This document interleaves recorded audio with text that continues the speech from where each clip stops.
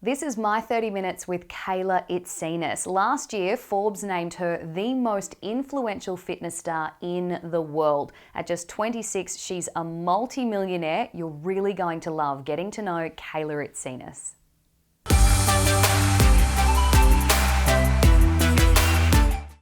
Hi, it's Kendall Gilding here, and I'm sitting down for my very first My 30 Minutes with Kayla Itsines. Yes, actually, that was perfect. It's funny, one of the first questions I wanted to kick off with was telling people how to say your name, because every time I talk to people about you or we reference your program, people don't seem to know how to, and you tell people often on social media, but I think once you've had it in your head, it's like people read it as Itsines, and it's done for them. They can't understand that it's Itsines, but it's very Greek, so yeah, it's Itsines. Kayla Itsines, everyone. Thank you so much. It's a real thrill to catch up with you. We're in Adelaide. It's a cold, kind of stormy day. It's very bad today, yeah. But it's great to be in your hometown with you. You are a fitness star. That's kind of how people know you. Forbes made a pretty big call last year, calling you the number one influential fitness star in the world. Yes. How does it feel to kind of have that sort of title? That feels amazing. So blessed to be in the position that I'm in, but also blessed to have people recognize me for doing what I love doing, and that's helping women, training women. So yeah, it was awesome. It was actually a shock, but it was awesome. How do you see yourself, I guess, in a snapshot? If we were just to do a 30 seconds of who Kayla is, what do you see yourself as? 30 seconds. Me, personal trainer, family person. I will just keep saying family person. Just family person, Greek. I love helping people. Yeah, that's me. I'm a hard worker. Yeah. Family's cool. Yeah, that's family's great. My whole life. Yeah, my family's. That's why I don't move from Adelaide. Is family? Do you think they play, or relationships in general, play a pretty big role in perhaps why you've been so successful? Yeah, well, yeah, they're humbling. My family, so my grandparents are Greek. They don't really speak much English. They don't really know what I do. They do, but they don't, and that's really humbling, because when I go to their house, they're not talking to me about work. They're not, talking to me about newspaper articles. They can't read the magazines that I'm in. So it's nice to just go there to eat and for them to just talk about what they did. And their biggest issue is the barbecue doesn't work or something. It's just, yeah. So it's really humbling, and having family just makes me a better person. They don't speak much English? No. So when you go there, are you speaking? Yes, but you have to speak Greek, or you can speak very slowly. They don't say much. They say how are you? Good. You want to eat? That's it. That's as far as the conversation. That's the conversation, and then you just sit and eat. And then they speak to you in Greek. Because you have a sister, do you speak to your sister in Greek, no, or do you no, speak in English? No, we speak in English, yeah. Me and my sister speak in English. Can you speak any other languages? No. Okay. That's pretty good. I can count to 10 in Chinese, and that's about it. Greek and English, I'll take it. Going back before all of this began, you nearly didn't study personal training, or your mum sort of thought perhaps when you were a teenager, maybe this wasn't the best career move. Can you see how your life might have been different? My mum is the most supportive, she's the most supportive mum ever. And whatever I did, she said to me, whatever you do, I'll support you, but where are you going to be in 10 years? So that was actually 10 years ago. I said, I don't know. And she said, is this something that you want to do for the rest of your life? Can you do this for the rest of your life? I said, yes, I really want to. She said, okay. She sort of was she looked at me okay, if you want to do that, then I said, I'll do teaching as well. I'll go to university and I'll study teaching. So I went to university, I studied teaching, but I love personal training so much I deferred with all intention of going back. And then I just didn't go back, and I've just stepped to it ever since. What were you going to teach? PE. I was going to be a PE teacher. Yeah. Because that's what both my parents are teachers. So I was okay, I'll naturally just fall into teaching like them. But I guess I am sort of a teacher in a different way. So when you made the step to pursue personal training, because the course is obviously different to going to uni, knowing that your mum said, well, give it a shot, but yeah, how viable is this as a career? Did it feel like a bold move at the time? No, I don't know. It just felt right for me. It felt this is what I want to do. This is what I love. I didn't really care what anyone thought. It was just right for me. So I didn't really think about, like I'm being a bit sneaky, like doing personal training. It was just like, I love doing this. This was awesome. So I was able to change people's lives just in Adelaide, and that was enough for me. So you finished your personal training, you're starting to train people. What happens for you then? So when I first started, when I first started a women's only personal training centre, we had a system there where we had to upload their before and after photos, which was like a confidential system, just like so we could show our clients after a few weeks their results with us. And then when I started doing mobile personal training or training by myself, when I started my own business, I really wanted those progress photos. I missed that computer system. So I was like, I'll just take them on my phone. And then my little cousin said, why don't you just put them on Instagram? It's like an app where you can upload your like favorite photos. So I started doing that, and women just started following me. They started requesting for me to train them, for requesting for my help, and they did not live in Adelaide. And then my partner Toby said to me, like, why don't we create some ebooks for them so you can put what you're doing with your clients in an ebook, and so they can do it at home. So we did that, and it honestly just took off. Like we worked so hard to do these ebooks to make sure it was perfect for them. You know, I did every single workout, I did every single exercise to make sure it flowed perfectly. There was like a lot of science behind it, but they just loved it. It was awesome. The concept's amazing because if someone wants to work out with a PT, that is a physical, say, 30 minutes or hour with you.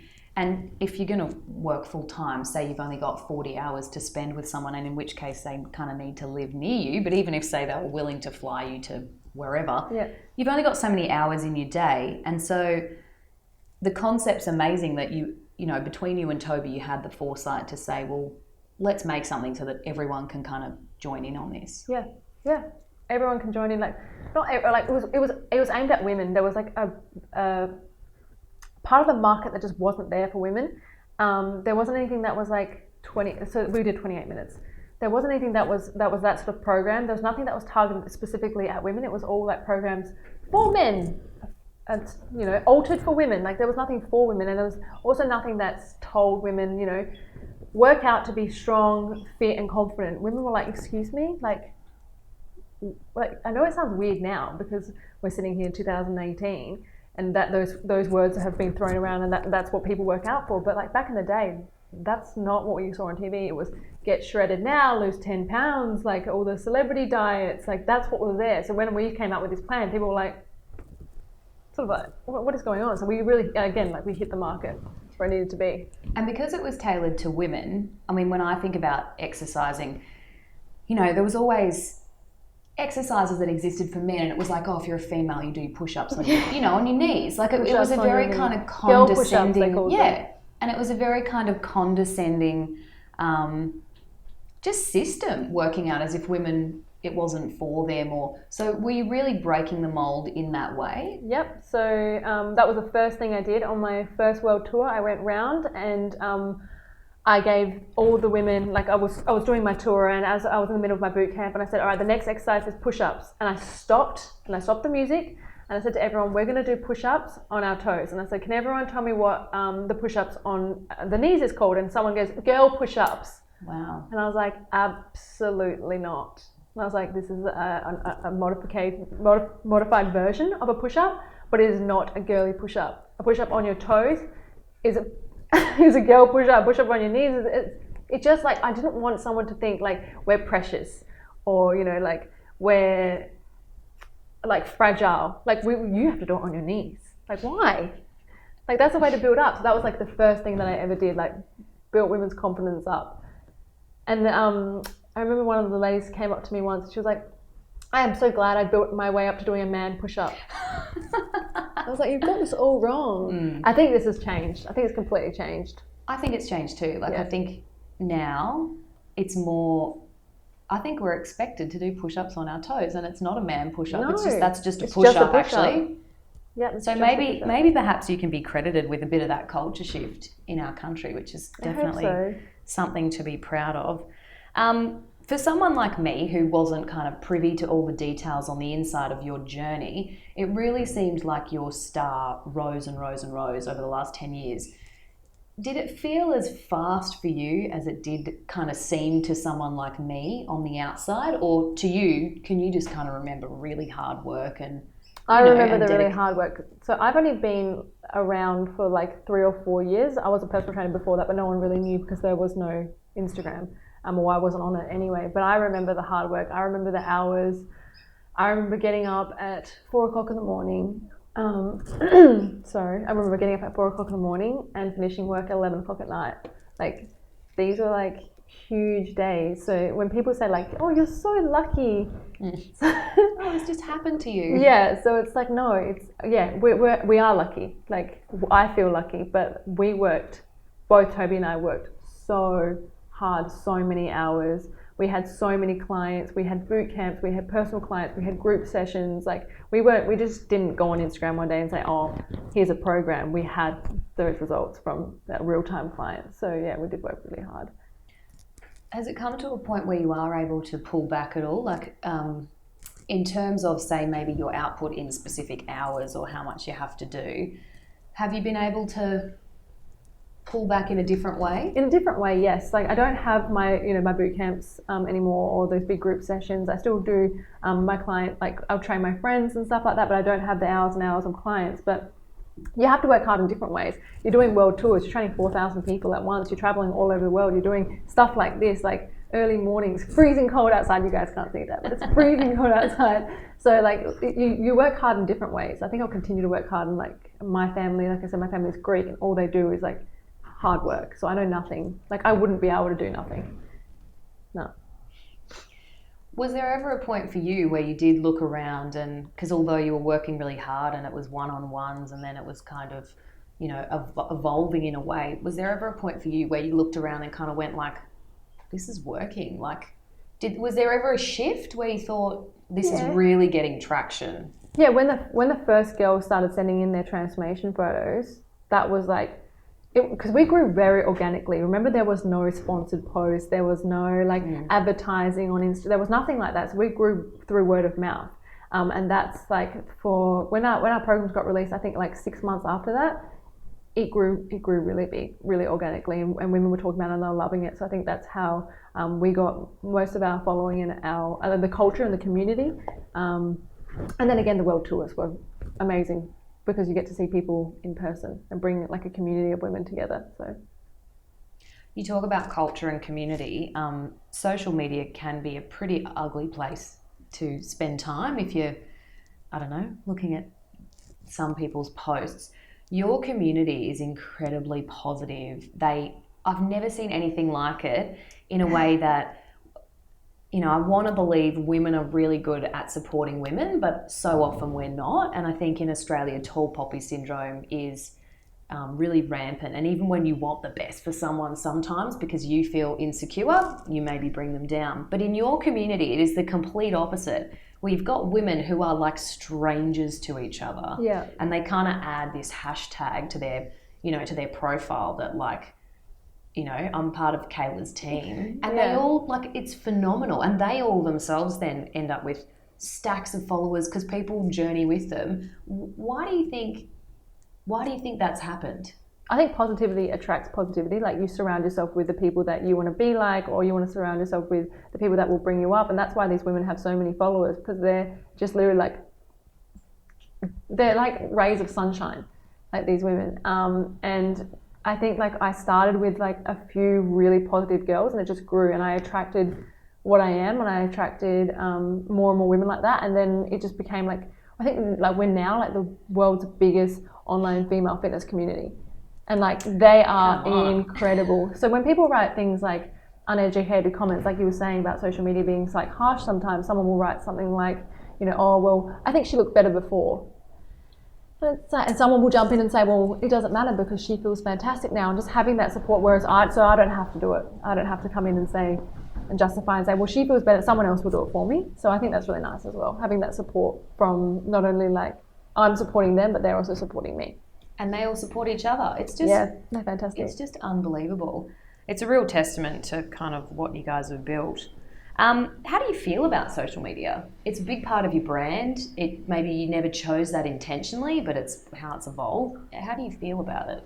Like, I say like social media is like my friend, because like I'm a friend of social media because of what it does for the business because it's able to bring so many women together in a positive way. If it was different for me, if I was in a different situation and there was a lot of negativity surrounding what I did, if I was a different person, I can understand how I wouldn't love it as much as I do. But like for me, it's brought a community of women, the biggest community of women all over the world together through health and fitness, through just like being happy, being confident. Like for me, that's the ultimate for me.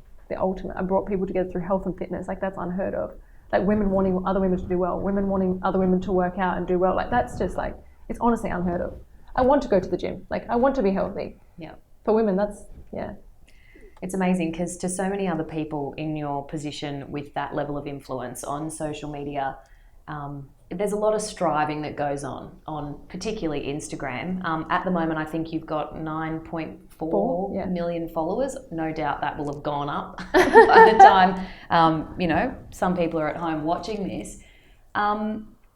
In terms of having that big of an influence, what's amazing about you is, from my perspective, you're not a sellout to anything. A lot of people that are using Instagram, they're kind of, they're promoting something or there's just this real level of striving on there. How important is it for you to maintain that you're just authentic on there? You're not trying to sell people Adidas pants or... Yeah, no, 100%. And that comes from actually the very beginning where Toby and I sat down and he said to me, we need to set up some rules because both of us, and not rules like you can't do it. It was like both of us have never used Instagram before. This is growing really fast. Like I want to know if we're going to start a business and we're going to have like staff members, what will you do and what won't you do? Like, so just so we can have a ground rule, and even if we do go and do media, because we never did media before. My first media, I was, oh my God, I was so nervous. But we had to send them a sheet of like, what wouldn't I do? And they sort of just laughed at the sheet. It was like, Kayla will not be in a bikini. Like Kayla will not be sexualized. But my things were like, I didn't want to be sexualized to sell a product. I didn't want to promote things that I don't believe in or that's not relevant. I wanted to make things things that I posted had to be relevant for my community. Not something that I think is cool, something that's relevant for health and fitness. And there were just heaps of little rules that we set and we just stuck to them. And I think it's made it really, really good. So we've had amazing opportunities given to us, but we've just had to say no just purely because it doesn't benefit our community. It's not what the girls want. I mean, it might be awesome for me to get a pair of whatever it is, pair of clothes, but it doesn't benefit the community, so I have to say no. And it's been really good. That's so humbling that you're like, yeah, it's great for me to get this, but if it's not going to benefit. Yeah, I'd much rather pay for it myself. We're just talking about how I have a hole in my pants. It's okay. These are old. But I'd much rather pay for myself, wear it for 3 years and get holes in it, than take something away from the community. So it's incredible. Thanks. Do you find you spend a lot of time on your phone because of social media? Like I know you record videos every day, but do you find how many hours a day would you be spending on your phone? Like I say to people, as much as you would spend at, like, say you work 9 to 5 on a computer at work, I spend that on my phone plus more. So yeah, I'm not like gonna lie and be like, oh, I put my phone down and I try and no. And it's worse because, well, not worse, but I work with Toby. So, and that's my partner, he's the CEO of the company. So like we come home, we talk about work. Like people are like, where's your balance? I'm like, well, we like it though. We like we can like come home and like, oh, this is exciting, this is this. Like, we're both on our phones, but we're sort of like on our phones together. So yeah, I'm always on my phone, always. From when I wake up till I go to sleep, I'm on my phone, but I'm working. That's what I say. Well, you are. I mean, in a way, social media has become a large part of your job. Oh yeah, it's everything, yeah. And it is such a great way to connect with people. You mentioned Toby, and you've talked about family. You and Toby have been together for a long time. He's obviously incredibly instrumental in your success and the brand. And so he works as the CEO. Yes. Do you work together throughout the day or? No, so we've got like amazing staff members. Like his job is to run the business and my job is to run my little BBG section. So it makes more sense now that there is Sweat, because Toby is the CEO of Sweat and I'm I'm the trainer within Sweat and I work on the BBG community, my BBG program. So I'm BBG. Bikini Body Guide. Yeah. Oh, we probably didn't cover that. 28 minutes. 28 minutes, Bikini Body Guide. The reason we called it that as well, so before people are just like, what is that name? Is so we can change the way that people thought about the way that thought about the words bikini body. We wanted people to go onto my profile and see like all these different bodies and be like, there is no bikini body. It's just like when you feel comfortable. So when you feel confident. So so he's the CEO, and I guess I work for Toby, but like we're in a relationship, so it's when I'm at home, I'm like the Greek boss of the house. And then when I work, I listen to what Toby says. How so you launched the Sweat app in 2015. Yeah. And I guess because you mentioned BBG, did it feel like it was kind of differing your brand in a way that like, you know, you're kind of giving people a new name that they're connecting with? So Sweat came out in 2016. Sweat with Kayla was the first one. And that was just because we only did that because people were asking for an app because they kept losing the guides. You know, they'd print them off, they'd leave them at the gym. They're like, can we just have an app so we can have you sort of like on our phones and travel with you everywhere? So first it was just my program within an app, and then it became Sweat, and there was no dramas with that. I was happy with that. I still I stuck to my BBG, in control of my community still. So it wasn't a big transition for me. The girls loved it. And having 2 other trainers as well. They love that as well. Tell me about the success of the app, because it's been massive. Yeah, it was massively successful. Women absolutely love it. They say like it's like a personal trainer in your pocket. Having 28 minutes on there, again, so easy. Having 2 other trainers, so now there's post-pregnancy, there's weight training, there's yoga, there's my programs, there's high intensity, there's my stronger program. Like there was a need. Again, when we first started, there was a need for women. There was a need for women to train and for women to have more confidence. Once they got that, there was a need for women to be able to, or a want for women to be able to swap between programs. Women don't want to do the same program, you know, for the rest of their life. They want to be able to change and chop between, and why not? Why doesn't Sweat should be able to offer that? So that's what we did. Not to undersell yourself, but in terms of like app pricing, you know, your app came with, you know, it's like got a fee because, you know, it's like a membership. You're paying for a subscription to the gym, you know. Yes. You know, the app is obviously hugely successful in a dollar value as well. Were you worried at any point that like the dollar value on it would or wouldn't discourage people from coming on board? I think at the start, because we were one of the first people to have this subscription model for a health and fitness app, it was a bit of a shock and people were a little bit taken back, like, oh, we have to pay this much a week. But then we explained it like, it's like a coffee. It honestly is the price of a coffee a week for all your workouts, all your food, all your progress tracking. And I think once women got on the app and they started using it, they're like, oh, this is fantastic and it's so worth it. So that's sort of the feedback that we got. At the start, people were like, we have to pay weekly for an app? Like that was unheard of, like especially health and fitness. But then they're like, wait a second, we pay weekly for our gym membership, and then we have to pay for classes, and then we have to pay for. So they loved it. They don't need to go to the gym to do these exercises. So if you got rid of that, and I should point out the app really changed everything as well, because it's actually got you doing exercises in a moving kind of sense. People can watch you, you know, you can hit play and see how to do it, and it's actually you filmed doing it. So I remember when I downloaded the app, I was like, oh, that actually really has helped me because you want to do the exercise 100% correctly. So I think that really we had a big green screen, so we do our exercises on the green screen. Like having even like things like little things like having Apple Music integration. We were one of the first people that had that Apple Music integration into the app. So having your workouts there, having your green screen, so you can actually see the exercises that you need to do, like in the right form, whether it just be a photo. So it doesn't say burpees with a photo, it's burpees with me actually doing a burpee. So yes, I filmed every single one of those exercises. I was so sore. It was like 500 exercises. Crazy. You say you know you're on your phone a lot, you work a lot, and then you and Toby go home together as well. How do you find a work-life balance? Family's hugely important to you, and you try to see them. Is it like almost every day? Every day. How do you find work-life balance, or I guess is it just all-consuming in the sense that you're so passionate about what you do, there doesn't need to be a differentiation between being at work and then being at home with Toby? Both. So. In terms of Toby, like me and Toby are totally understanding of our relationship in terms of that we always work, but we also always have fun together. Like if we want to put down our phones, be like, let's go to dinner, let's go bowling, like we'll do that. In terms of my family, I like book them in like appointments. So I'm at my grandparents' house at 8:50. I have to be there at 8:50 because that's when my grandma puts the coffee on, and if I'm there any later, I miss out. Like she'll tip it down the sink in front of me. I'm like, don't. But like so I'm there like every morning for a coffee. I make sure that I see my grandparents. And I'm there. Like my mum will always like she'll text me at like 2:00 in the afternoon when I'm like shopping. She's like, dinner at my house. I'm like, yes, I will do that. So we always see mum and dad. Sorry, they're together. And we live, which is so Greek as well. We live 2 minutes away from each other by drive. So again, very Greek. We can just sort of. It's very easy. And we're in each other's lives as well. Like I'll get home and my mum will be vacuuming my house. I'm like, are you all right? So I had a few hours.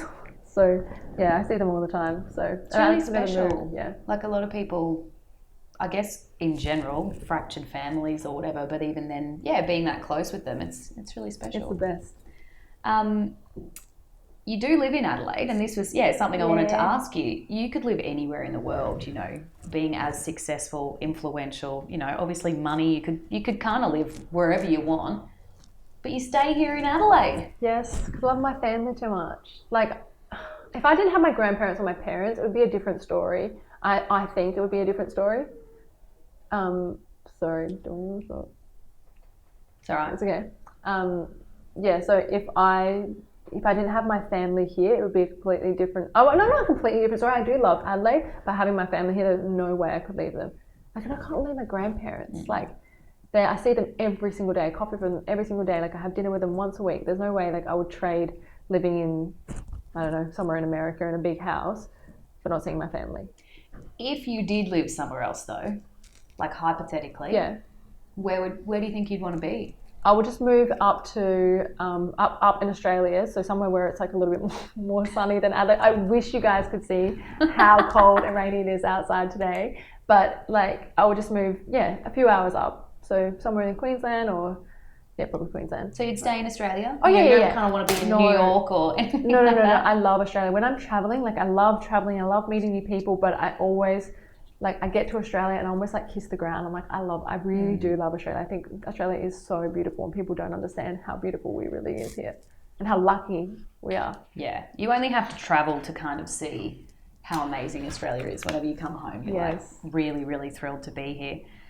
We've only got a couple more minutes. I want to talk about success with you because when I talk to women, I find that we seem to be really hesitant to acknowledge our own success. I don't know why. Men seem to be wired really different and they are always pretty proud of their success and really own it. You're 26, you're about to turn 27, you know, I could list a million things. You know, you're a multi-millionaire, the most influential fitness star in the world, you know, have a great relationship, have family. Do you feel successful at this point in time? Yeah, of course. But like when I was, so like this is a silly story, but when I was younger, I said to my mum, we're rich, aren't we? And she said, we were not rich. My mom, we had, our house was like mud. We were trying to renovate. Like my dad was a teacher. My mom was like working at a fish shop. Like she was a real estate person beforehand, but she started working in a fish shop and then she did like volunteer work at a school as a background. And she said, yeah, we are. And she said, why do you think we're rich? And I said, because we have the biggest family. Like we have so much family. She was like, I wish I recorded you say that. I honestly thought that money was family. I don't know how I thought that when I was a kid, but I always thought I was successful. I think if you have family, not necessarily by blood, but people around you that love you, you love what you do every day, and you have, I guess like, friends, family, I think you're successful. Like, and I honestly think that. I'm not just saying that as like, I feel successful because I've got my family. I really think that. So I felt successful before. And like I said, when I had my clients and I was training people out of my backyard, I felt successful. They loved it. We were training in the rain outside. There was no cover. Like jumping on my equipment was all getting wet and I didn't care and rusted. I thought I was successful then. So yeah. So if all of this, if the community, if social media, if sweat, if everything disappeared, you'd be okay. I say that every day. You'd be all right. I miss my community. I love my community. I love what I do and I love being able to help women. But if someone just went and said, all you've got is your family, I'm happy with that. Take my family away though. And perhaps that's the secret to your success. 40 seconds. What can we expect next to see from you? Oh God. Helping women more. 40 seconds? So I'm doing a few boot camps this year. I'm traveling more. I'm going to different countries. And I want to, like, we're talking about success just before, talk to women about being successful, not putting themselves down, do more motivational speaking and things like that. So that's what's next for me, I think. Is moving into a speaking role maybe a bit different? 100%. In terms of, because you're always up there working out and doing something. I hope to combine the two. I hope to, Yep. you know, speak first and empower women, and then sort of do a workout as well. I don't want to just go places and just speak. I'm a personal trainer. That's what I do. So I hope to combine the two together. Definitely. All right, time's up. 30 Thanks. minutes. Thank you so much Thank for you. taking time out of your incredibly busy schedule to chat with us. It's been an absolute pleasure. Kayla Itsines, everyone. Thank you. Thanks so much. Thank you.